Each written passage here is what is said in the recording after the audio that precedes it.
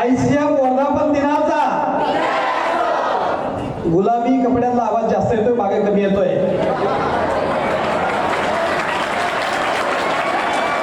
ICM वर्धापन दिनाचा धन्यवाद. सर, आमच्या मुलांचा आवाज ऐकला.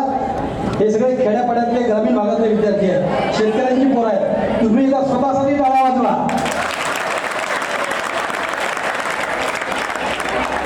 सगळे विद्यार्थी एकत्र आले, सगळा स्टाफ एकत्र आलेला आहे आणि हा कार्यक्रम आम्ही अनेक दिवसापासून श्रम करून थोडा यशस्वी करण्याचा प्रयत्न करतोय. त्यामुळं पाहुण्यांचा मी थोडा डॉक्टर सचिन जवळ सर, वेलकम सर.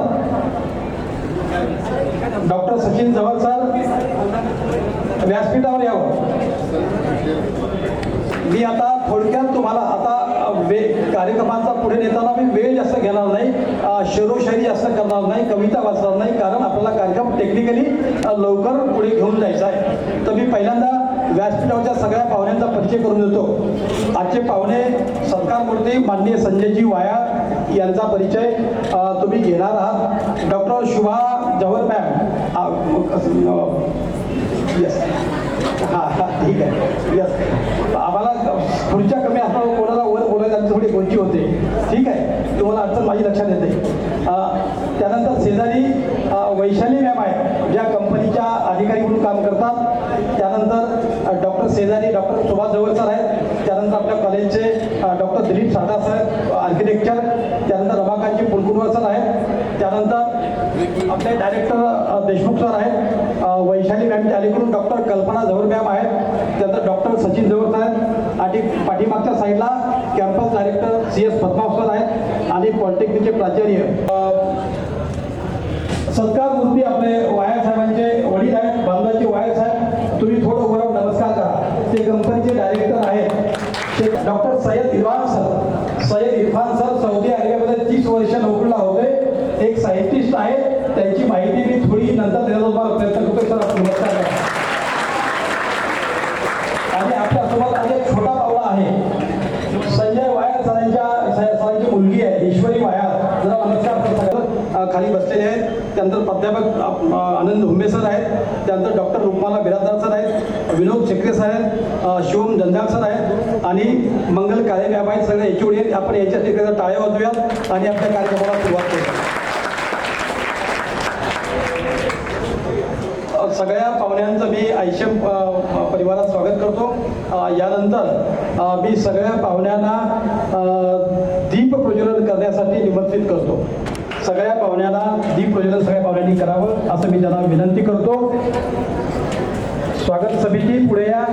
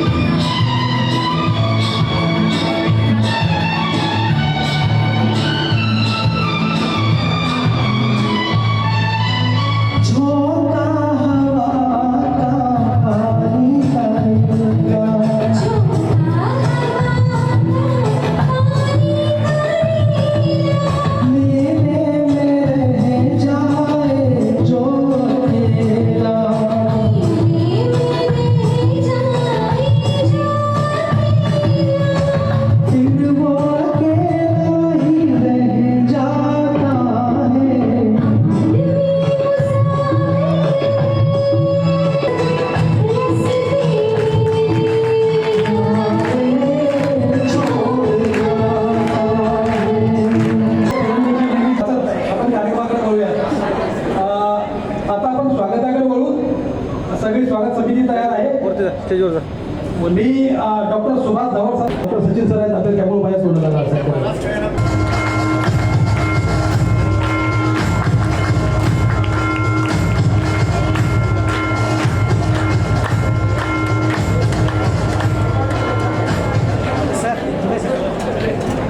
यानंतर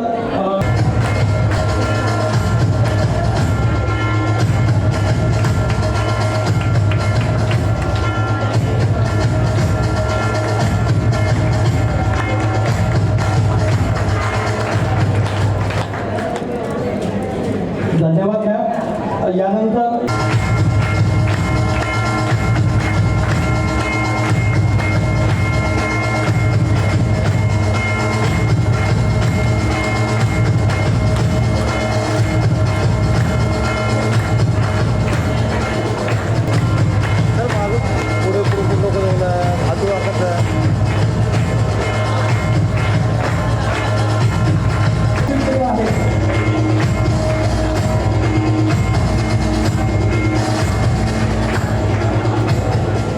आता यानंतर डॉक्टर सुभाष धवळ सर यांचा सन्मान देऊन स्वागत करावं. महेंद्रसिंग चव्हाण सर, तुम्ही रक्त दिले नाही पण संस्थेने तुमचा आपण तुमचा सन्मान करू शकतात. माननीय महेंद्रसिंग चव्हाण सर आज आपल्या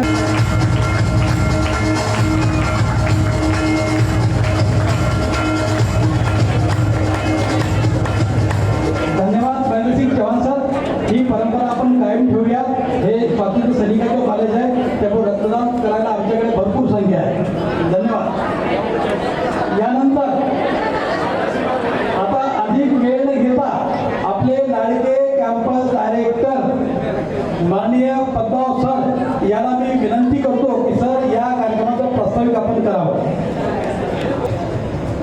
आज 30 सप्टेंबर सगळ्यात महत्त्वाचं म्हणजे ICM फाउंडेशन डे राईट. आणि या दिवशी आपण हा दिवस जो आहे खास एक वेगळ्या पद्धतीने आपण हा साजरा करत असतो. असं जे काम आहे हे मला तर असं वाटतं की महाराष्ट्रामधलं हे एक युनिक काम आहे. आणि हे काम त्यांनी का केलं 2016 एक फर्म आहे आणि सिंदखेड राजा तिथं पाण्याच्या अडचणी आहेत आणि तिथे त्यांनी असं युनिट चालू केलंय की पाय ठेवल्याच्या नंतर असं वाटेल की मी इंडियाच्या बाहेर कुठं फॉरेनमध्ये आहे का. मी तिथं व्हिजिट केली होती आणि फॉर्च्युनेटली सर तिथं होते आणि सरांसोबत माझं एक इंटरॅक्शन झालं होतं तेव्हा. तर तुमच्या खास माहितीच सांगतो की एका भावाची माया काय असते ते आपण यांच्याकडून पाहावं. म्हणजे त्यांना शिकल्याच्या नंतर अशी एक आयुष्यभर खंत होती. म्हणजे तेव्हा वाटत होती की माझ्या बहिणीला शिकवता नाही आलं पैशांमुळे, पण मी असं काहीतरी करेन की त्या भागामध्ये जेवढ्या काही माझ्या भगिनी असतील बहिणी असतील त्यांच्या पायावर उभं राहण्यासाठी मी शेवटी इथंच येईल आणि चांगलं काहीतरी उभं करेल. तर अशी गोष्ट त्यांनी ती उभी केलेली आहे. आणि असे प्रेरणास्थान आपल्या आयुष्यामध्ये जर असतील, आपण ज्यांना असं भेटू शकतो, त्यांचं ऐकू शकतो, त्यांचं गायडन्स घेऊ शकतो असेल तर निश्चितपणे मला असं वाटतं की जे स्टार्टअप इंडिया जे आज आपण पाहतो की जसं वंदे भारत ट्रेन पाहिल्याच्या नंतर एक वेगळा आनंद होतो, तसंच हे टिश्यू कल्चरमध्ये जे काम आहे हे काम जगाच्या प्रत्येक देशामध्ये जेव्हा जातं आपल्या इथून, ते स्टार्टअप इंडियाचं एक फार मोठं जिवंत एक्झाम्पल महाराष्ट्राचं आपण वायरसारकडे पाहू शकतो. एकंदरीत एक खास जसं मागच्या 15 डेज पासून बरेचसे मुलं सर हॅकॅथॉन मध्ये सहभागी होत आहेत, वेगवेगळे आयडिया घेत आहेत डॉक्टर सूर्यकांत पाटील सर यांच्या गायडन्स खाली. आणि त्या बेसिसवर जो मॅनेजमेंटचा आमचा सपोर्ट आहे की ग्रामीण भागाच्या स्टुडंटच्या डोक्यामध्ये एक स्टार्टअप आणि इनोव्हेशन हे कल्चर नर्चर व्हावं. तर तुमच्या माहितीस्तव सरांच्या कंपनीचं टर्नओव्हर काय असेल एक अंदाज? स्वप्न पाहायची तर बऱ्याच वेळेस कसं मुलं जेव्हा ऍडमिशन घेतात ना तेव्हा सांगतात सर आम्हाला प्लेसमेंट इथं आहे का, पॅकेजेस किती आहेत का, राईट. स्वप्न पाहायची थोडीशी मोठी पाहायची. उगाच 3 लाख 5 लाख 10 लाख 15 लाख नोकरीचे स्वप्न पाहण्यापेक्षा जे एक सत्य समोर आहे असं स्वप्न पाहायचं की ज्यांचा टर्न ओव्हर सिंदखेड राजामध्ये कंपनी जी उभी केली it is more than 100 crore. तेवढ्या टाळ्या झाल्या पाहिजेत. 100 करोड. आणि खेड्यातून 100 कंट्रीमध्ये एक्सपोर्ट करणारं व्यक्तिमत्व. तर हेच प्रत्येक खेड्याच्या मुलामध्ये एक हे मला वाटलं पाहिजे की नाही मी सुद्धा बिझनेसमध्ये आलो पाहिजे, मी हे सगळ्या गोष्टी करू शकतो. कारण माझ्यासमोर एक एक्झाम्पल आहे, यांनी केलंय तर मी पण करू शकतो. अँड फॉर्च्युनेटली तुम्हाला आमच्या एजपेक्षा जास्त टेक्नॉलॉजी अवेलेबल आहेत. म्हणून निश्चितपणे मला असं वाटतं की हे जे ग्रामीण भागातली जी मुलं आहेत हे तुमचं एक प्रेरणास्थान एक डोक्यात ठेवून निश्चितपणे काही ना काही चांगल्या गोष्टी करतील आणि पुढे भविष्यामध्ये यांच्यापैकी सुद्धा कोणी इथे येऊन बसेल आणि आम्हालाही सांगायला आनंद होईल की यांचा टर्नओव्हर 100 कोटी 200 कोटीच्या वर आहे. मला भोसले सरांनी प्रस्तावना देण्याचा एक चान्स दिला त्याच्याबद्दल खूप खूप धन्यवाद. थँक्यू. Thank you sir. यानंतर नवीन विद्यार्थी आपल्याला खूप आलेले आहेत. डॉक्टर आपले स्वातंत्र्य सैनिक विजेंद्रजी काबरा कोण होते आणि त्यांनी काय काम केलेलं आहे ही आपण एक 10 मिनिटाची छोटी डॉक्युमेंटरी आहे, आपण ती या दिवशी हमखास सगळ्यांना दाखवतो. ती आपण मी आकाशला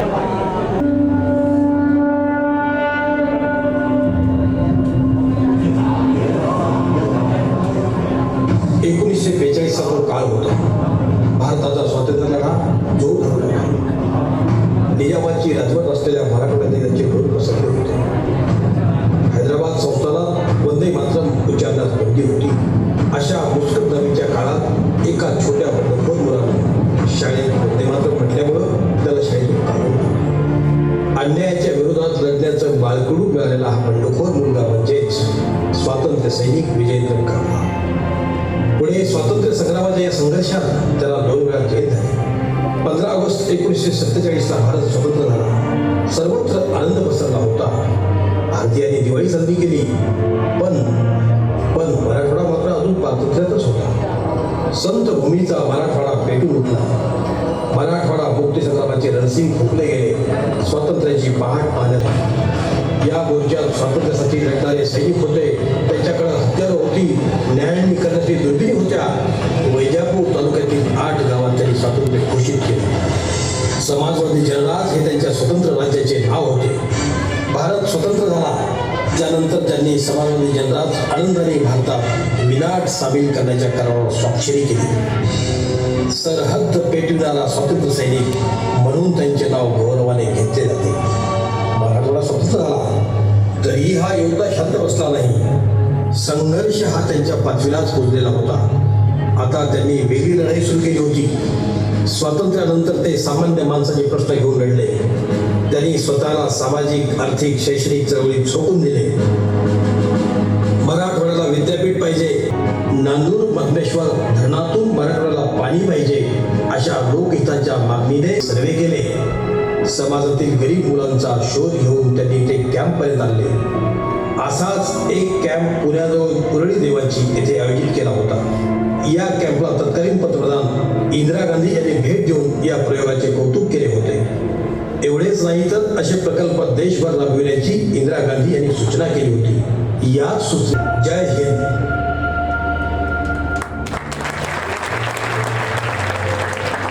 धन्यवाद.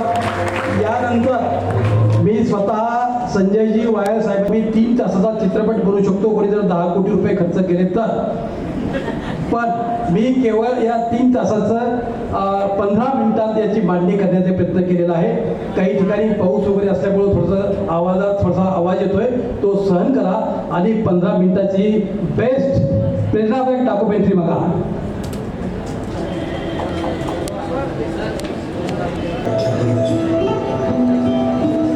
यशवंत कुणाला म्हणावे, ज्यांनी खूप पैसा कमावला त्याला म्हणावे, ज्यांनी मोठी नोकरीची जागा पटकावली त्याला म्हणावे, की ज्यांनी शून्यातून विश्व निर्माण करून त्या विश्वात हजारो कोटी माणसांच्या जीवनात आनंदाचा प्रकाश आणला त्याला यशस्वी म्हणावे. संजय भाऊला स्वया असेच हे व्यक्तिमत्व आहे.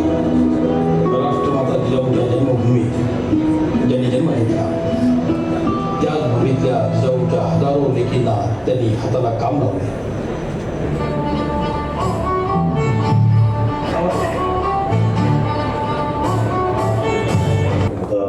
उद्योजकाला आदर्श उद्योजक पुरस्कार म्हणून सन्मानित करण्यात येत आहे.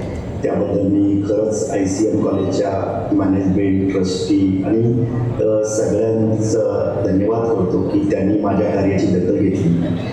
मी एक छोटंसं रोपटं लावलेलं ईश्वरी वेटनाचं जेव्हा कार्य करत असताना त्या सगळ्या कार्याची दखल घेतली आणि मला असं वाटतं की हा पुरस्कार माझ्यासाठी नसून हा सगळ्या शेतकऱ्यांचा पुरस्कार आहे, सगळ्या शेतकऱ्यांचा गौरव करण्यात येत आहे.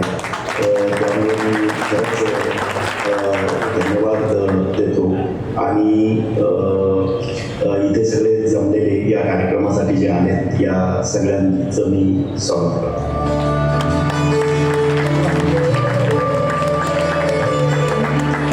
धन्यवाद. कंपनीतले MD आपल्या समोर बसलेले इतके लोक साधे आहेत, शेतात गेल्यासारखं वाटत होतं. त्या मुलाखती पावसात असल्यामुळे त्याचा आवाज मला काही कंट्रोल करता आला नाही, त्या आवाजासकट ते टाकावं लागलं. फक्त कंपनीतल्या महिलांचं ओरिजिनल डॉक्युमेंटरीचा अर्थच हा असतो की ओरिजिनल पब्लिक समोर गेलं पाहिजे, म्हणून मी त्यांच्या आवाजात तुम्हाला ते दाखवलं. मला त्याला खूप छान रंगवता आलं असतं, फिल्मी स्टाईल करता आलं असतं, पण डॉक्युमेंटरीचा अर्थ तसा नसतो, म्हणून जाणीवपूर्वक आपण आहे त्या परिस्थितीत तुम्हाला दाखवण्याचा प्रयत्न केला.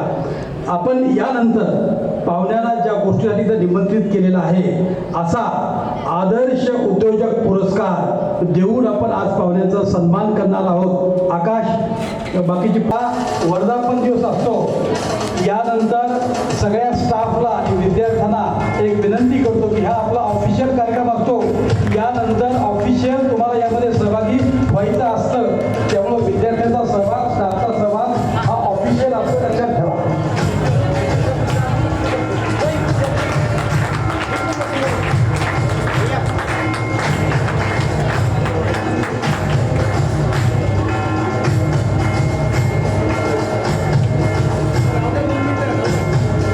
संजयजी वाया शेतकऱ्याचा मुलगा आहे आणि त्यांच्या खात्याचे वैशिष्ट्य सांगायची तुम्हाला खूप काही सांगता येते, पण कधी कधी एखाद्या माणसाचं जास्त बोललं की अतिशय वाटू शकते. पण जालन्याच्या एका उद्योजकाला त्यांच्या आणि 5,000 रुपये रोख, 5,000 रुपये चेक देत आहोत. कॅशच्या स्वरूपात पण 5,000 रुपये देतोय.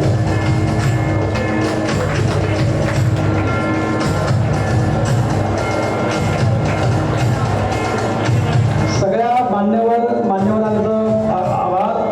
आज आपल्या पाहुण्यांचं सत्कार केलेला आहे आपण. आदर्श उद्योजक पुरस्कार आपल्याला अतिशय प्रतिष्ठेचा पुरस्कार करायचा. जाधव सर वर या, शिवाराम वर या.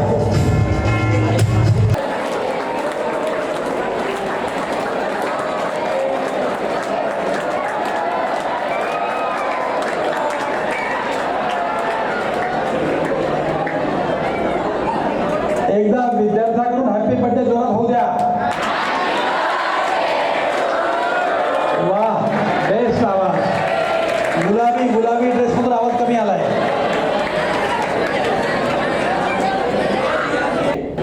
या लोकांनी आजपर्यंत एकही रुपया नेलेला नाही. स्वातंत्र्य सैनिकांचा आदर्श घेऊन हे कॉलेज चालतं आणि मधल्या काळात थोडा एक बॅड पॅच तयार झाला होता, पण आता कॉलेज पूर्ण संख्येने, पूर्ण ताकदीने पुढे जात आहे. तर त्यामुळं आम्हाला आनंद होतो आहे तुम्ही आमच्या कॅम्पसमध्ये आलात आणि एका शेतकऱ्याच्या मुलाला सन्मानित करायला आम्हाला संधी मिळाली.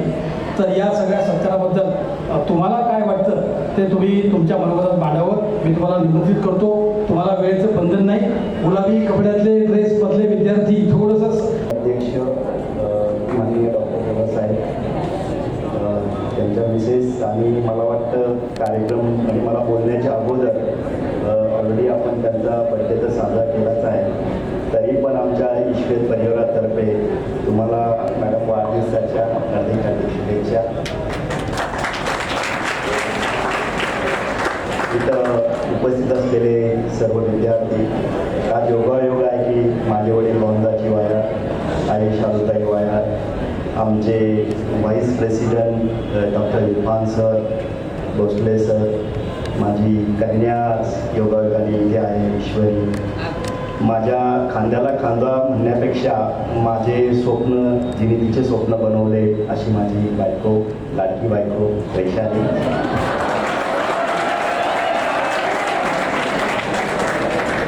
डॉक्टर साहब, आई एम एक्सट्रीमली सॉरी, हम मदर टंग में बात कर रहे हैं क्योंकि यहाँ पे जो ऑडियंस है वो पूरे मराठी जानते हैं, तो विल कंटिन्यू इन मराठी.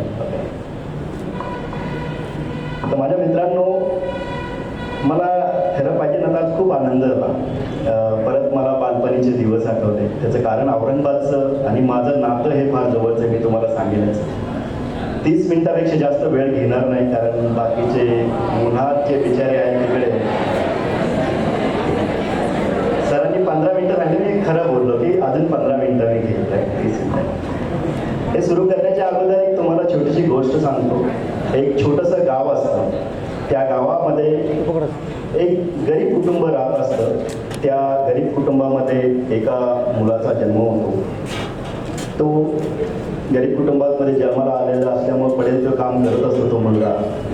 एके दिवशी तो त्याच्या शेतात जातो आणि आकाशात विमान उडताना बघतो.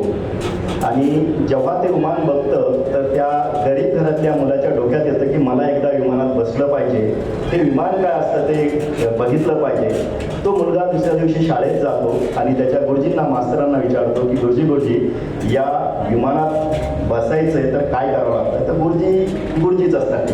गुरुजींचं असं असतं, त्याला खूप हुशार विद्यार्थी लागतो, त्याला खूप अभ्यास करावा लागतो आणि विमान फक्त अमेरिकेला जातं. हीच संकल्पना त्या मुलाच्या डोक्यात बसते. तिथनं त्याची खरी सुरुवात होते. त्या मुलाचं शिक्षणही जिथं शाळा नाही अशा झाडाखाली होतं, ज्या गावात शाळा नाही आहे, म्हणजे लिटरली गोठ्यामध्ये होतं. एकीकडे बाजूला म्हशी बांधलेल्या असतात, गायी बांधलेल्या असतात, बाकीचे स्टुडंट असतात आणि त्या पद्धतीने त्याचं सुरू होतं. त्याच्यानंतर पुढचं जे शिक्षण आहे ते अत्यंत हलाखीत सुरू होतं. त्याचं कारण त्या गावात 7वी नंतर शाळा नसते. 8वी ते 10वी पर्यंतचं शिक्षण दररोज 12 किलोमीटर पायी जाणे, 12 किलोमीटर पायी येणे तिथे होतं. त्यानंतर त्या मुलाला वाटतं की कसा बसा आपण पास झालो तर आता आपण 11वी 12वीला जावे. तो मुलगा 11वीला जातो, 11वीमध्ये प्रवेश घेतो. सगळं व्यवस्थिशीर चालत असतं, पण घराची आर्थिक परिस्थिती वाईट असल्यामुळं फी भरायला पण पैसे नसतात, 500 रुपये. ते 500 रुपये नसल्यामुळं परत तो गावी येतो. पण गावी येऊन करायचं काय, मोलमजुरी तर करायचीच, पण त्याबरोबर बकऱ्या, शेळ्या, आता तुम्ही शेतकऱ्यांची मुलं आहे, तुम्हाला ही शब्द टर्मिनॉलॉजी समजते. तो मुलगा शेळ्या घेतो, त्या शेळ्या सांभाळतो वर्षभर. त्यात जेव्हा एक थ्रेशर असतं, ज्याला मैनियंत्र म्हणतात, ते मैनियंत्र त्या मुलाचा पाहुणा त्यांना एक देतो. त्या मैनियंत्रावरती काम करतो. त्यानंतर वर्ष गेल्यानंतर त्याला वाटतं परत आपण शिकावं, आपली स्वप्न पूर्ण करावी. परत तो मुलगा 12वीला जातो, 12वी करतो. पण तिथं घोडं असं अडतं की तो मुलगा 11वी सायन्सला असतो आणि 12वी आर्ट्समध्ये करतो. त्याचं कारण त्याच्या लक्षात येतं की जर सायन्स करायचं असेल तर ट्युशन लावावं लागतं. ट्युशन लावायला पैसे नसतात, तिथून तो कला शाखेत करतो. त्यानंतर त्याच्या असं लक्षात येतं की अमेरिकेला जायचं तर इंग्रजी यावी लागते. मग इंग्रजी यायची म्हणून तो ग्रॅज्युएशन इंग्रजीमध्ये करतो. तिथंही त्याचा स्ट्रगल संपत नाही. त्याच्यानंतर त्याच्या लक्षात येतं की अमेरिकेला जायला फक्त डॉक्टर आणि इंजिनियर जातात, त्या कला शाखेवाल्याला काही कोणी घेऊन जात नाही.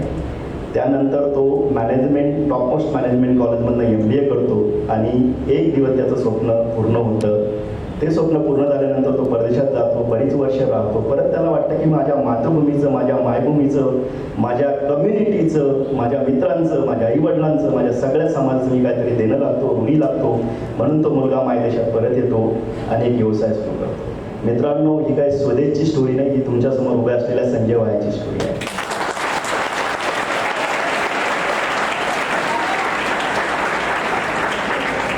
मी तुम्हाला सांगितलं की माझं नातं, माझं सगळं शिक्षण होईपर्यंत मी मोलमजुरी करून औरंगाबादच्या एअरपोर्टला आहे आणि याचा योगच आला नाही.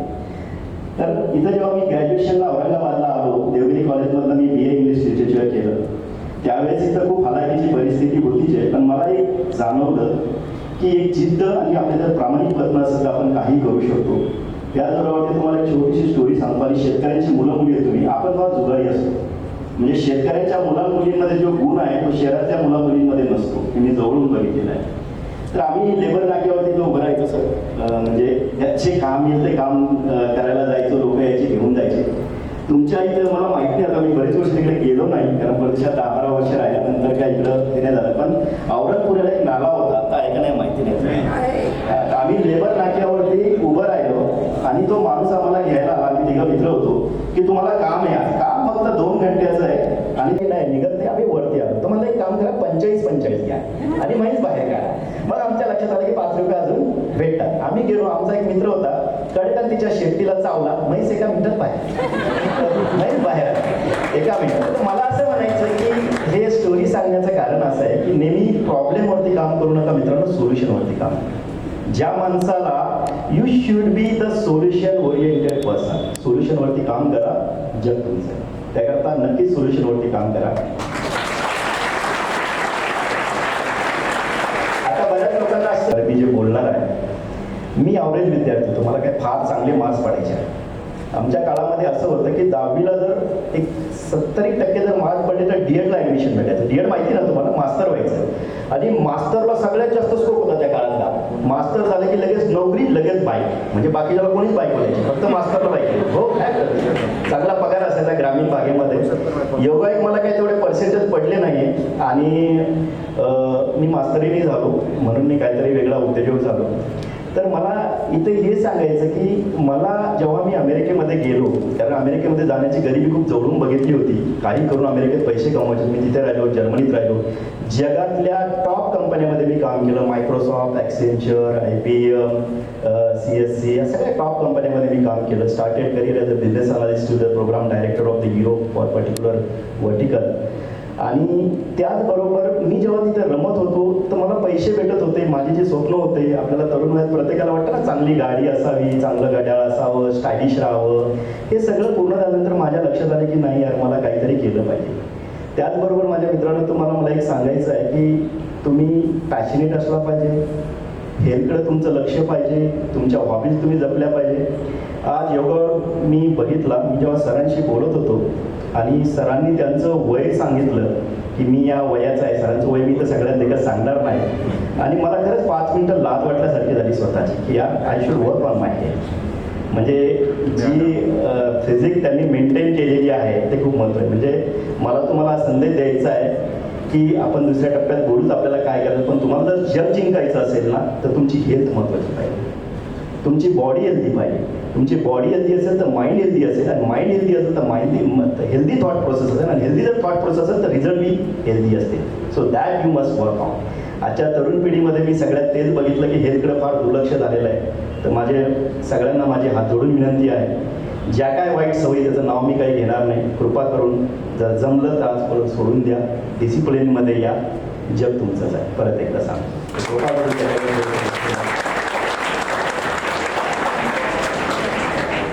जसं मी म्हटलं की जेव्हा मी परदेशात गेलो आणि मला परत यायची, तर माझी आणखी एक दुसरी हॉबी आहे. तुम्ही जर मला गुगलला सर्च केलं तर अर्ध्यापेक्षा जग मी मोटरसायकलवर फिरलेलो. तर म्हणजे बायकिंग करणे, ट्रेकिंग करणे हे माझ्या रक्तातच आणि ती माझी आवड. सगळे काय ठरत असताना मी 2013मध्ये लेह लडाखला माझी मोटर बायकिंग करायला डायरेक्ट जर्मनीतून आलो. आणि तिथं गेल्यानंतर काय झालं की अचानक मी थांबलो. जोजिला पास म्हणून तिथं पास आहे आणि लँडस्लायडिंग झाली. आणि लिटरली तुम्हाला मी सांगतो की सगळा माझा जो ग्रुप पुढे निघून गेला आणि रात्रभर मी त्या जंगलात खूप पाऊस. आणि तो दिवस मला असं वाटतं की माझा परत पुनर्जन्म झाला आणि मला असं वाटलं की नाही, परत आपण काहीतरी केलं पाहिजे. आणि आमच्या ईश्वेतची भेट आम्ही तिथंच होतो. 2014 साली ईश्वेत बायोटेक नावाचं एक रोपटं सिंदखेड राजाला लावलं. आता 10 वर्ष झाले. आता आमच्या 5 कंपन्या झालेल्या आहेत. आम्ही जगातल्या टॉप 10मध्ये येतो आणि भारतातली सेकंड बिगेस्ट कंपनी म्हणून आम्ही उदयाला आलो. आणि हे सगळं श्रेय माझ्या टीमला जातं. पुन्हा आणखी तुम्हाला एक सांगतो, आम्ही फक्त शेतकऱ्यांच्या मुला मुलींना, मोलमजुराच्या मुला मुलींनाच नोकरी देतो. माझ्या कंपनीच्या CEO पासून सगळ्या महिला आहेत. आमचा वुमन एम्पॉवरमेंटचा प्रोजेक्ट आहे. 90% महिला काम करतात. जेव्हा ग्रामीण भागामध्ये काम करत असताना आता काबरा सरांची मी डॉक्युमेंटरी बघितली. काबरा सरांविषयी खूप म्हणजे मला खरंच गैरवून आलं. ज्यांनी कोणी डॉक्युमेंटरी बनवली खूप छान, आणि या सगळ्या स्टाफनी खूप सांगितलं की अशी माणसं पृथ्वीवरती एकदाच जन्माला येतात, कारण ते देव असतात, ती माणसं नसतात. त्यासाठी जे कार्य केलं तुमच्या संस्थेविषयी मला असं सांगितलं झालं की अकोल्या जिल्ह्यात आमच्या विदर्भात, मी विदर्भातला आहे, बॉर्डरवरती आहे, अर्धा विदर्भातला अर्धा मराठवाड्यातला आहे, कॉकटेल आहे. तर माझ्या असं लक्षात आलं की इथं 10 मुलींना म्हणजे काही फीस न घेता त्यांचं आता पूर्ण एज्युकेशन ही संस्था करणार आहे. आज मी जास्त प्रॉमिस करत नाही, पण ग्लोबली मी फार वेल कनेक्टेड आहे सर.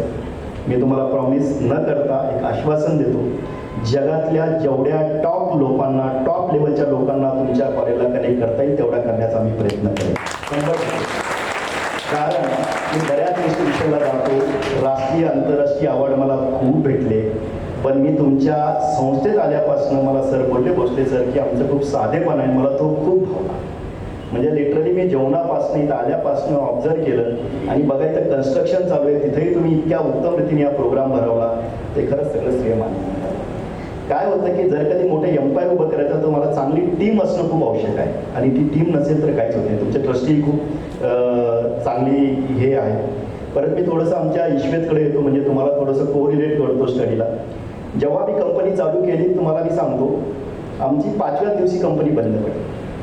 आमच्याकडं दुसऱ्या दिवशी कुठल्याच महिला नोकरीला आल्या नाही. त्याचं कारण असं होतं की तुम्ही एकदा जरूर व्हिजिट करा. माझ्या डोक्यात असं की अशी कंपनी बनवायची की तिला कॉर्पोरेट लुक द्यायचं. महिलांनी युनिफॉर्ममध्ये आलं पाहिजे, आय कार्ड घालून आलं पाहिजे, आपली इथं कॅफेटेरिया असला पाहिजे, चांगल्या बसनी आलं पाहिजे, सगळं स्वप्न. तर मला 2 दिवसानंतर असं कळलं की कुठलीच महिला येत नाही, कारण गावातल्या सगळ्या ग्रामीण भागातल्या महिला मी बांधावरच्या काम करणाऱ्या जमा केल्या होत्या. त्यामध्ये 10% रिझर्वेशन आमच्याकडे विधवा महिलांना आहे, 10% रिझर्वेशन आमच्याकडे जे शेतकरी कुटुंबात जे आत्महत्या त्याच्या याला आहे, 5% रिझर्वेशन आमच्याकडे हँडिकॅप महिलांना आहे, आणि आमच्याकडे ग्रँड मदर पण रिझर्वेशन आहे, आजी लोक पण आमच्याकडे आहे. आमच्याकडे तुम्हाला सुटाबिटात फिरणारी माणसं दिसतील आणि 9 वारी काष्टा घालून काम करणाऱ्या बायका पण आमच्या कंपनीत दिसतात. This is the combination of the issue. माझ्या असं लक्षात आलं, कारण की त्यांना कोणीतरी मॅडम म्हणतं म्हणून ते आल्या नाही. मग त्याची ब्रेन स्टॉर्मिंग करण्यासाठी आम्ही 2-3 दिवस सेशन घेतलं. मॅडम हा थोडा वेगळ्या अर्थाने अर्थ वापरला जातो. त्यांना सांगितलं मॅडम म्हणजे शिकलेले असतात, असं असतं, आणि ते तर मला तेच म्हणायचं की तुम्हाला संकट खूप येते. कंपनी चालू केली, 2018ला दुष्काळ पडला, 2019ला कोविड आला, घेतलेले सगळे कॉन्ट्रॅक्ट गेले. एक दिवस असा वाटला की आता हे काय झालं, एवढ्या मोठ्या इन्व्हेस्टमेंटचं काय करायचं, कशी करायची. पण तुम्हाला मी सांगतो, सगळी टीम, तुमचे प्रामाणिक प्रयत्न, आणि तुम्ही जर विजनरी असाल तर माझ्या कंपनीकडे सगळे प्रोजेक्ट मिळून 1000 कोटीपेक्षा जास्त कॉन्ट्रॅक्ट आम्ही साईन केलेले. आणि मी जर सगळं कोणाला सांगितलं तर तुम्ही आमच्या इथं आला, मी तुम्हाला म्हटलं की आमची एकमेव कंपनी, तिथं 60% जे कर्मचारी वर्ग आहे त्यांना लिहिता आणि वाचता येत नाही, पण तुम्ही त्यांना भेटला तर ते तुम्हाला सायंटिस्ट सारखे वाटते. आता मी थोडंसं मुलांकडे येतो. मी ईश्वरविषयी सांगितलंच आहे. मला असं वाटतं तुम्हाला जर म्हणजे प्रत्येकाचं लाईफचं सक्सेसचं डेफिनेशन वेगळं असतं. आले जायचे दॅट की सक्सेसफुल लाईफपेक्षा सॅटिस्फाईड लाईफ इज बेटर, म्हणजे ती खूप छान असते. आणि मला असं वाटतं की आपलं जे पॅशन आहे त्याच्यात जर आपण काम केलं ना तर ते खूप चांगलं असतं. जरी मी IT क्षेत्रात होतो, पण मी एक शेतकरी कुटुंबात जन्माला आलेला मुलगा, शेतीची परिस्थिती मी जवळून बघितली, त्यामुळे माझं मन तिकडे कधीच रमलं नाही. माझं मन तिकडे डॉलरमध्ये जरूर रमलं, पैसे पाहिजे होते ना, पण माझं मन रमलं नाही तिकडे. आणि म्हणून मी इथं कंपनी टाकण्याचा सिंदखेड राजालाच प्रयत्न केला की माझ्या ग्रामीण भागातल्या लोकांनाच मी रोजगार निर्मिती करेन.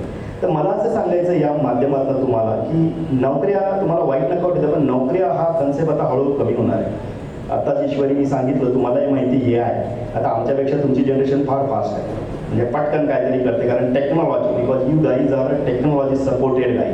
तुमचा जन्म टेक्नॉलॉजी झालेला आहे, राईट. आम्ही टेक्नॉलॉजी आम्हाला बघायला भेटली, तुम्हाला टेक्नॉलॉजी डेव्हलप करायला भेटली, म्हणजे हा मोठा डिफरन्स आहे. तर मला असं तुम्हाला सगळ्यांना सांगायचं आहे की नोकरीच असं नाही. म्हणजे आता तुमच्याकडे एक चांगलं इन्क्युबेशन सेंटरही तयार होतं. मी गेली 5 वर्ष झाले सर इन्क्युबेशनमध्ये डायरेक्टर म्हणून काम केलं. बऱ्याच विद्यापीठामध्ये इन्क्युबेशन सेंटर आणण्यासाठी प्रयत्न केला. सरांशी मी बोललो की MSINS मधनं सर एक 5 करोड़ का अपन इन्क्युबेशन लाते हैं, जल्दी से जल्दी आप एक मीटिंग रखिए, I will talk to with वहाँ पे प्रिन्सिपल सेक्रेटरी से. आणि मी डायरेक्टर असल्यामुळे ते देतील, एक आपल्याला द्यायला काही हरकत नाही, मुलांसाठी खूप चांगलं आहे. तर इथून पुढं तुमचं जे असणार आहे, आपलं स्वतःचं काहीतरी अस्तित्व निर्माण करायचं, नोकऱ्यापेक्षा आपल्याला स्वतःचं काय करता येईल त्याच्यावरती भर आहे. पुन्हा मित्रांनो, मी तुम्हाला सांगतो, शिक्षणाचा आणि तुमच्या व्यवसायाचा किंवा तुमच्या सक्सेसचा काहीच नाही. मी कला शिकलेला मुलगा, मला आयरन मॅन म्हणून एक पुरस्कार देण्यात आला. इथले तुमचे औरंगाबादचेच मिस्टर जोशी म्हणून ते सकाळला संपादक होते, त्यांनी माझ्यावर एक पुस्तक लिहिलं. त्या पुस्तक जेव्हा ते लिहायला आले 3-4 वर्षापूर्वी, मी सर मी असं काय काम केलं की तुम्ही माझ्यावर एवढं पुस्तक लिहितात, मी काय एवढा मोठा माणूस नाही आहे. म्हणजे तसं नाही की मी माझ्या आयुष्यात खूप म्हणजे पत्रकारिता केली, हे सगळं केलं, पण कला शाखेत शिकलेला विद्यार्थी, IT क्षेत्रात नोकरी केलेला माणूस आणि बायोटेक्नॉलॉजीमध्ये सक्सेसफुल बिझनेस करतो असा व्यक्ती मी बघितला नाही, म्हणून तुला मी आयरन मॅन म्हणतो. तर मला तेच सांगायचं की आपल्या शिक्षणाशी आणि याच्याशी पार नाही. आता मी BA इंग्लिश लिटरेचर केलं, MBA केलं, परदेशात गेलो. तुम्हाला आणखी एक गंमत सांगतो मित्रांनो, मला 10वीत पण इंग्रजीत 35 मार्क होते आणि 12वीत पण 35 मार्क. मी ग्रेसवर पास आउट झालेला विद्यार्थी. म्हणजे माझ्या आयुष्यात मला आणखी एक स्वप्न आहे की ज्या मास्तरांनी माझा पेपर तपासला असला की देवाने त्याची माझी भेट घालून द्यावं, कारण मला 100% इंग्रजीत 25च मार्क पडले असते. 10 त्यांनी मला ग्रेस म्हणून दिलेली आहे. राईट. तर म्हणजे मला म्हणायचं किंवा त्याला न हरून जाता, म्हणजे तुम्हाला मी सांगतो, मी जेव्हा औरंगाबादला BA इंग्लिशला जेव्हा लिटरेचरला ॲडमिशन घेतलं तुमच्या देवगिरी कॉलेजला, मला लिटरली महिनाभर एक शब्द समजत नव्हता. माझं डोकं दुखायचं, नुसतं बसायचं भोपळ्यासारखं, काही कळत नव्हतं मला. पण आपली जिद्द, आपली परिस्थितीची जाणीव हे जर केलं तर खूप चांगल्या पद्धतीने आपल्याला पुढे जाता येतं. स्वतःला आपल्या डिसिप्लिनमध्ये यावं, स्वतःला सेल्फ डिसिप्लिन लावून घ्या, हेल्थकडे लक्ष द्या. याच्याशिवाय सक्सेसची दुसरी व्याख्या नाही. पुन्हा मला असं वाटतं की हे जे युग आहे हे स्टार्टअपचं युग आहे. आता बऱ्याच लोकांना वाटतं की तो MBA करतो म्हणजे, इनफॅक्ट आपल्या इकडं तर म्हणजे परिस्थिती एवढी वाईट आहे की MBAची डिग्री सुद्धा नोकरी करण्यासाठी शिकवल्या जाते. जेवढं वाईट परिस्थिती भारतामध्ये आहे. MBA known for to be entrepreneur, म्हणजे त्याच्यासाठी MBA शिकवलं. पण आपल्या तर चांगल्या कॉलेजमध्ये, मी IIM मधनं MBA झालो म्हणजे मला चांगलं पॅकेज भेटेल इथपर्यंत लोकांची म्हणजे प्रवृत्ती झालेली आहे किंवा लोकांचा मानस झालेला आहे. तर त्यामुळे तुम्ही तुमच्या आतापासून ज्या काय थॉट प्रोसेस असतील, छोट्या मोठ्या आयडियाज असतील, त्या आयडियावरती काम करा. आणि सगळ्यात महत्त्वाचं, लाज वाटू नये. कधीच आपल्याला स्वतःची लाज वाटली नाही पाहिजे. कशाचीच लाज नाही. तुम्हाला मी सांगतो, माझी मुलगी तेव्हा लहान होती, जेव्हा आम्ही जर्मनीत होतो तेव्हा असं ठरवलं की परत भारतात जायचं. एकेकाळी मी स्टोरी सांगितली की मी परदेशात जाण्यासाठी खूप धडपड करत होतो आणि परत सगळं सोडून इकडे परत यायचं म्हणजे ते फार अवघड होतं. जेव्हा मी बोललो, ती लहान होती खूप, तर सी सेड की आय सेड की we are going back to India. She said okay for what. तर तिला वाटलं की IBM मध्येच मी नोकरी करतो. I said I am going to become a farmer. मला तिचे वाक्य अजून आठवतात. ती मला म्हटली होती की पप्पा, we are going back to India doesn't matter, पण तुम्ही शेतकरी होऊ नका. मी म्हटलं काय झालं बाळा, एवढं शेतकरी व्हायला काय? तर ती म्हणे की मी माझ्या मित्रमैत्रिणींना कसे सांगणार की माझे वडील आता IBMच्या टॉप मॅनेजमेंटमध्ये नाही आहेत. आणि तुम्हाला मी सांगतो, 2018चा मला मोस्ट इन्स्पायरिंग CEO ऑफ इंडियाचा अवॉर्ड भेटला आणि तेव्हा तिला प्राऊड फील झालं. त्या ॲग्रिकल्चर सेक्टरमध्ये पण तुम्हाला हे सांगायचं आहे की कशाची लाज वाटू देऊ नका. आपण काय शिक्षण केलं, आपण कशामध्ये हे करतो, आपण काय केलं पाहिजे, सगळं काही होतं. आणि सगळ्यात महत्त्वाची मोठी स्वप्न होता. जेव्हा मी तुम्हाला म्हणलं मी 7 पेठात असताना मी आमच्या गावामध्ये सांगायचं मी अमेरिकेला जाणारे अख्खं गाव माझ्यावरती असायचं, अख्खं गाव. आणि मला लोक म्हणायचे अमेरिका चालली रे, अमेरिका चालली. म्हणजे मी जेव्हा रस्त्याने जायचो, लहान होतो, फाटलेली चड्डी, ते पण म्हणायचे अमेरिका चालली, अमेरिका चालली. राईट. आणि तुम्हाला मी सांगतो, माझ्या बुलढाणा जिल्ह्यातला मी पहिला विद्यार्थी जो अमेरिकेला आहे. लोक काय म्हणतात, जसं अब्दुल कलाम नेहमी म्हणायची ना, तुमची खूप मोठी स्वप्न असावी, एवढी मोठी असेल की लोकांनी त्याच्यावर हसावं. का हसावं? तर आपल्याला चिंगारी येते, आणि चिंगारी येईल का आपण काही पण करू शकतो. आणि माझं असं मत आहे, स्वामी विवेकानंद सेड दॅट, मी त्यांना गुरु मानतो, देवाने बुद्धी देताना सगळ्यांना समान दिली. देव काय तराजू घेऊन बसलेला नव्हता बुद्धीचा. काय आता डॉक्टर साहेब त्या काळात डॉक्टर झाले, दॅट डझंट मीन की he was a very brilliant, no doubt he was a clever, but त्यांचे एफर्ट्स, त्यांचा बघण्याचा दृष्टिकोन, त्यांनी टाकलेली जी काय बुद्धी दिली त्याच्याकडे. म्हणजे माझं असं म्हणणं आहे की प्रत्येकाला बुद्धी दिली, तिचा वापर जर आपण चांगल्या पद्धतीने केला, म्हणतात ना, IAS cadet always say that की जर दिलेल्या बुद्धीचा 10% जरी आपण वापर केला तर आपण IAS होतो, म्हणजे जी मोस्ट कॉम्पिटेटिव्ह एक्झाम आपल्या भारतामध्ये म्हणतात. तसाच हा प्रकार आहे. तर जे काय व्हायचं ते टॉपचं व्हा. आता उत्तम होऊन चालत नाही, सर्वोत्तम व्हावं लागतं. बरोबर आहे. त्यामुळे सर्वोत्तम होण्याचा प्रयत्न करा कोणत्याही क्षेत्रात. म्हणजे चोर जरी झाला, अट्टल चोर झाला पाहिजे. 4 लोकांनी नाव काढलं, बरोबर, मी म्हणणार नाही चोर व्हा, पण एक्झाम्पल तुम्हाला मी सांगतो. तर असं कर्तृत्व थोडंसं तुम्ही केलं पाहिजे. आणि निश्चितच असं नाही की आपले आई वडील काही शिकलेले नसतील, काही नाही. आज योगायोग आमचे काका इथं आलेले, शेडू साहेब म्हणून. सर थोडंसं उभं राहा.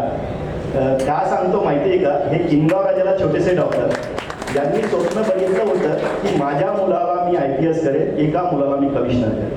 त्यांचा मुलगा IPS झाला, मुल पण IPS आहे, आणि त्यांचा दुसरा मुलगा तुमच्या इथे कमिशनर आहे. औरंगाबादला GST मध्ये ते कमिशनर आहे.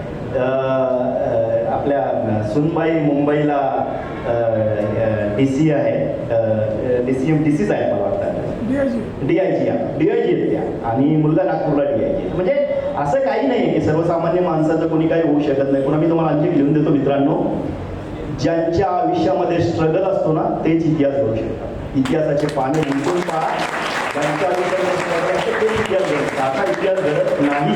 कोणाचा इतिहास तुम्ही घ्या तर तोच इतिहास तुम्हाला घडवता येतो.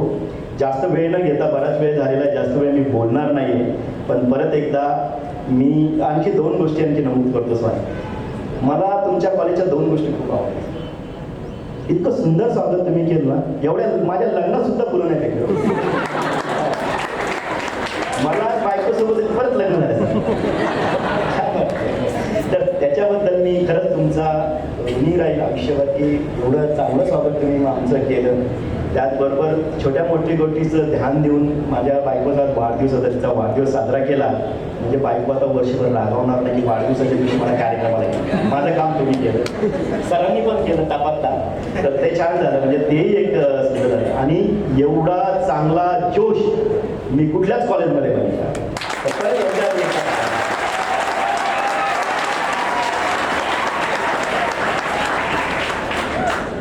शेवटी माझ्यासारख्या सर्वसामान्य माणसाची, सर्वसामान्य बिझनेसमॅनची तुम्ही आमच्या कार्याची दखल घेतली आणि हा एवढा मोठा पुरस्कार मला दिला. मला राष्ट्रीय आंतरराष्ट्रीय पुरस्कार खूप भेटले. इनफॅक्ट 2019ला मला पद्मश्रीसाठी पण नॉमिनेट केलं. I am the second person in India. महेंद्रसिंग धोनीनंतर मला डायरेक्ट नॉमिनेट केलं गव्हर्नमेंटनी, पण त्यावेळेस पद्मश्रीचे पुरस्कार झाले नाही कोविडमुळे. पण हा पुरस्कार माझ्यासाठी खूप महत्त्वाचा आहे, कारण तुम्ही हा पुरस्कार माझ्या मातीत आणि माझ्या सगळ्या कुटुंबासोबत पहिला पुरस्कार त्याबद्दल मी तुमच्या कॉलेजचे ट्रस्टी, तुमच्या कॉलेजचे सगळे प्राध्यापक वर्ग, स्टुडंट त्यांना धन्यवाद देतो. आणि मला इथं बोलवलं, मला इथे 2 शब्द बोलण्याची संधी दिली आणि माझा सत्कार केला, त्याबद्दल पुन्हा एकदा धन्यवाद देतो. जय हिंद. थँक्यू. धन्यवाद सर. टाळ्या अशा पुन्हा एकदा. जे लोकांना पटवून देता आलं पाहिजे. आणि दुसरं काय लागतं, पॅन कार्ड, KYC, म्हणजे आपल्याला कंपनी आपल्या नावावर टाकता आली पाहिजे. That is very. I agree with you की whenever you want to start anything तो फंडिंग इज व्हेरी इम्पॉर्टंट. तर माझं असं मत आहे, फंडिंग येते. मी तुम्हाला माझी छोटी गोष्ट सांगतो. जेव्हा ईश्वेत बायोटेक टाकायचं ठरलं, आमची इनिशियल इन्व्हेस्टमेंट वर 25 CR for the big project. आणि आय थॉट की थोडंसं आम्ही बँक लोन घ्यावं. That time I was travelling from the Switzerland going to the Germany. आणि नेहमी लक्षात ठेवायचं की ऑपॉर्च्युनिटी जी असते ना, संधी आपल्याकडे येत नसते कधी. लोक म्हणतात ना संधी येते, संधीला आपण शोधायचं असतं. तशी मला एक संधी स्वित्झर्लंडच्या एअरपोर्टवरती अशी गोल गोल फिरताना दिसली. माझी फ्लाईट डिले झाली होती, खूप स्नोफॉल होत होता. I was just sitting there आणि चंदा कोचर ज्या मॅडम आहेत ICICIच्या, त्या मला तिथं दिसल्या. तर मी गेलो मॅडम, काय सेट मॅडम, तर ते मोठे व्यक्ती पण आहे. Set my name is Sanjay and working so and so. So our flight got delayed, same flight. Can we have the cup of coffee? She said, yeah, why not? See, मी बसलो. मी त्यांना माझं vision सांगितलं की मॅडम मला जायचं आहे, मला असं काहीतरी करायचं आहे आणि थोडं काय आय डोंट नो एक्झॅक्टली कसं आहे, माझी जी फंडिंग आहे मला पाहिजे म्हणून असं काहीतरी. तुम्हाला गमतीचा भाग नाही, त्या मॅडम तर काहीच बोलल्या नाही. त्यानंतर मी जेव्हा आल्यानंतर मला 8-10 दिवसांनी फोन आला. मनमोहन म्हणून त्याचे डायरेक्टर होते की I am calling from the ICICI आणि तुम्हाला बोलवलं BKCला. आणि सी सेड की I give the 5 minutes time to the board of directors. तू जर कधी तुझी आयडिया त्यांना पटवू शकला तर तुझं काम होईल. अरे म्हटलं 5 मिनिटं खूप झाले आपल्याला, एवढे पण नाही पाहिजे आयडिया सांगायला. तुम्हाला लिटरल सांगतो, 5 मिनिटाचे 30 मिनिटं भरलो आणि मॅडमनी मला एक त्यावेळेस 5 करोडची फंडिंग उपलब्ध करून दिली आणि मिनिमम रेट ऑफ इंटरेस्टमध्ये 7% विदाउट पोसिंग फी आहे. आता याचा moral of the story, long story short, की तुम्हाला फंडिंग रेज करता येते. आता कोणतरी इथं बोलले सरांचं नाव सर, तुम्हाला मेंटर पाहिजे, फंडिंग नाही पाहिजे, राईट, इन्क्युबेशनमध्ये. तर तुम्हाला जर चांगला मेंटर आणि चांगली जर आयडिया असेल, संकल्पना असेल, आज तुम्ही जेवढे काय मोठे स्टार्टअप झाले, you take example of Ola, Uber, whatever like that, name it like, okay, there are many, right. तर त्यांच्याकडे फार पैसे नव्हते. म्हणून मी पुन्हा एकदा रिपीट करतो की सक्सेस स्टोरी किंवा इतिहास हा संघर्षात लिहिला. त्यामुळे तुमच्याकडे जर चांगली आयडिया असेल ना तर वर्कआउट होऊ शकतं. आणि आता गव्हर्नमेंटच्या खूप स्कीम आहे, महिलांना तर बाबा भरभरून स्कीम आहे. आता लाडली बहिणींचेच पैसे लागले बरेचसे, आहे की नाही. ते 1500 आपला व्यवसाय चालू करतात. मी आता CMच्या एका प्रोग्रामला होतो, एका महिलेने सांगितलं की 1500 3,000 पहिला हप्ता आला, तिने ते शेवळ्या बनवायचं ते साचा घेतला आणि 10 रुपयाची कमाई सुरू झाली. तर बिझनेस झाला ना. असं असतं, स्टार्टअप असाच चालू होतो. एकदम काही 100-200 कोटीचं टर्नओव्हर होणार नाही. You have to start from the scratch. Thank you. आणखी कोणी कोणामधून?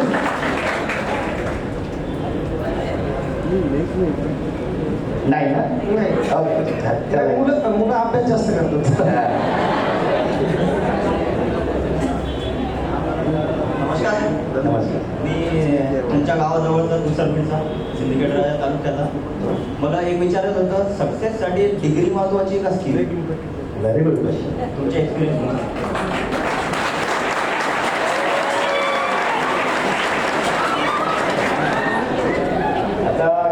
मला जर कधी म्हणजे इथून व्यवस्थित जायचं असेल घरी तर डिग्री महत्वाची, कारण कॉलेज चाललं पाहिजे. बरोबर आहे का?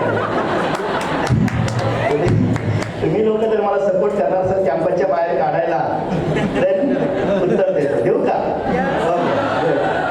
तर no doubt as per the Indian education degree is very important because आपल्याकडे तो पॅटर्न आहे.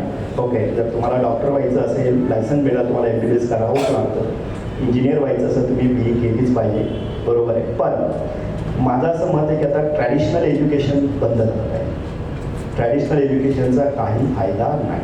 यू शूड आता तुम्ही फायनान्शियल एज्युकेशनकडे गेलं पाहिजे, म्हणजे सक्सेस म्हणजे काय पैसे आहेत, बाकी काय नसतं. मोठं काय फार नसतं बरं का.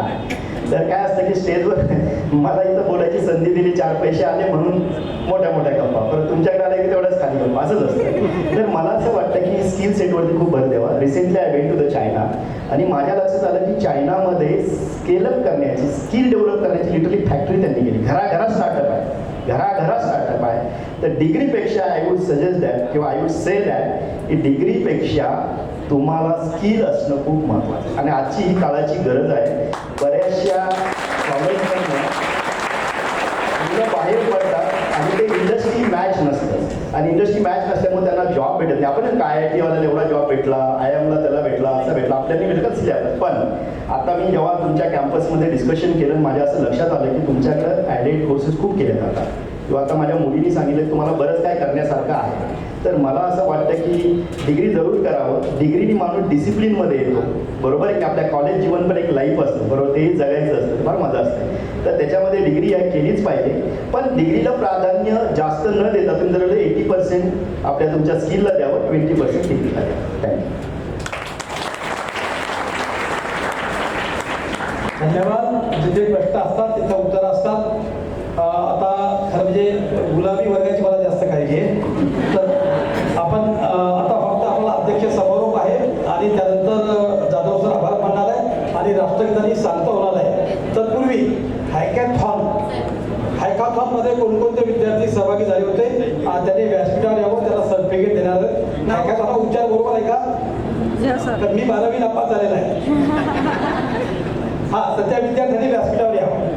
हे पुस्तक जागतिक लेवलवरती रेकॉर्ड ब्रेकिंग सेल झालेलं आहे आणि भारतामध्ये 1 नंबरचा सेल झालेला आहे इन द इयर 2002. आणि त्यांचं म्हणणं साधा आहे, साधा आणि सरळ भाषेमध्ये ते काय सांगतात, विजेते वेगळ्या गोष्टी करत नाही, परंतु ते प्रत्येक गोष्ट वेगळ्या पद्धतीने करतात. म्हणजे इनोव्हेटिव्ह वेनी प्रत्येक जण ठरलेल्या पद्धतीने काम करत असतो.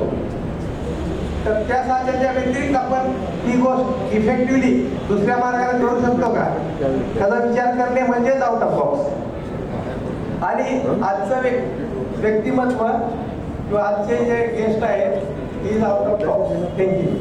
असा कुणी इमॅजिन करू शकतो का शहरातील ग्रामीण भागातील एक शेतकऱ्याचा मुलगा पूर्ण जगभर फिरून परत आपल्या देशात येतो आणि 1000 लोकांना रोजगार उपलब्ध करून देऊ शकतो.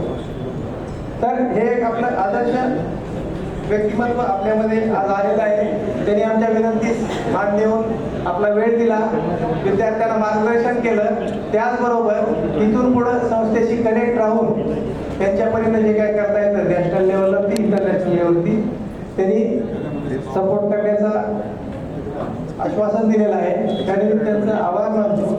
त्याचबरोबर अशाच आजच्या कार्यक्रमाचे सत्कार मूर्ती संजयजी वायड सर विजेंद्र काबरा स्मृती पुरस्काराचे मानकरी वायड सर यांचे मी ICMच्या वतीने मनपूर्वक अभिनंदन करतो, आभार व्यक्त करतो. सर, जी डॉक्युमेंटरी सुरू होती त्यावेळेस मी मॅडमला ऑब्झर्व केलं, त्यांनाही थोडंसं गाईवरून आलेलं होतं, कारण जो स्ट्रगल करतो तो पुढे जातो. मैं आपके लिए खाली एक 2 लाइनें कहना चाहूँगा. इरफान जी, नाइस. सरांसोबत आलेले साइंटिस्ट आहेत इरफान जी. सर गौर फरमाएगा, ये फूल मुझे कोई विरासत